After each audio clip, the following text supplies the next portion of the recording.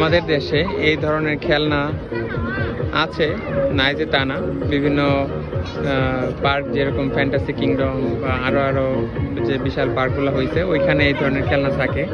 তবে চায়নাতে প্রতিটা এরিয়াতেই, অনেক দূরে দূরে না, আপনার 2-3-5 কিলোর মধ্যেই কিছুক্ষণ পরে পরে এই যে বড় বড় কলোনি, তারপরে শপিং মল থাকে, এগুলোর আশেপাশে এই ধরনের খেলনা থাকে। দেখেন এখানে 1-2জন বাচ্চা কাচ্চা নিয়ে কিন্তু মানুষ উঠতে পারতেছে।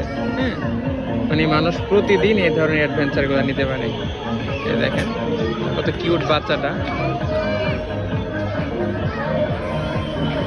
তারপরে এই যে এই পাশে আরো একটা আছে, এটা ভিতরে ঘুরে মনে হয়, এই যে বাবল ব্যাটেল অফ বাথ।